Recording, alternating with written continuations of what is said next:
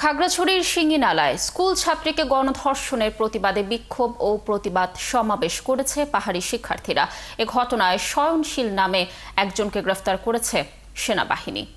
খাগড়াছড়ি থানার ভারপ্রাপ্ত কর্মকর্তা আব্দুল বাতেন জানান, ঘটনায় জড়িত ৩ জনের নাম উল্লেখ করে ধর্ষণ মামলা করেছেন নির্যাতিতার বাবা।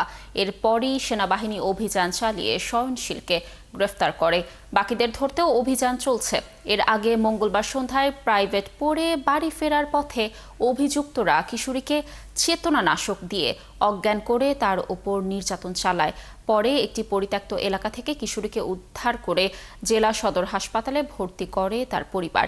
এদিকে বুধবার সকালে যুগ্ম ছাত্র জনতার ব্যানারে জড়িতদের গ্রেফতার ও শাস্তির দাবিতে সড়ক অবরোধ করে বিক্ষোভ মিছিল করে। পরে তারা বৃহস্পতিবার আধাবেলা সড়ক অবরোধের ডাক দেয়।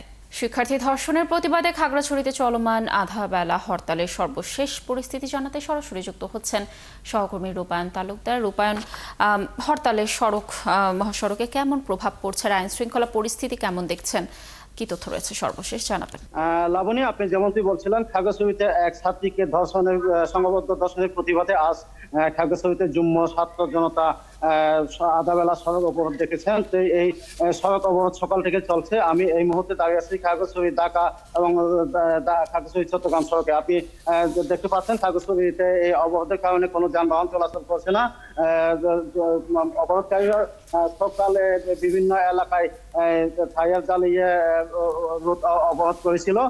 তো এই অবরোধের কারণে এখনো পর্যন্ত খাগড়াছড়ির কোনো কোথাও অপ্রীতিকর ঘটনা খবর পাওয়া যায়নি। তো এই বিষয়টা নিয়ে আমি খাগড়াছড়ি সদর থানার ভারপ্রাপ্ত কর্মকর্তা আব্দুল বাতিনের সাথে কথা বলেছি।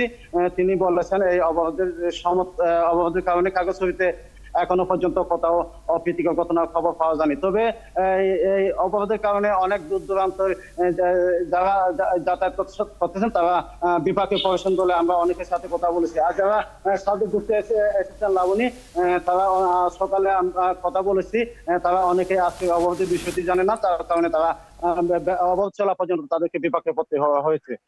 সব মিলিয়ে এখনো পর্যন্ত বড় ধরনের কোনো দুর্ঘটনার খবর পাওয়া যায়নি। লাবণী। রূপান, ধন্যবাদ আমাদের সাথে যুক্ত থাকার জন্য। নিশ্চয়ই বিষয়ে আরো তথ্য আমরা পরবর্তীতে আপনার মাধ্যমে দর্শকদেরকে জানানোর চেষ্টা করব। দর্শক, যেমন বলছিলাম যে শিক্ষার্থী ধর্ষণের প্রতিবাদে খাগড়াছড়িতে আধাবেলা হরতাল চলমান রয়েছে। এই বিষয়ে সর্বশেষ তথ্য জানাচ্ছিলেন আমাদের সহকর্মী।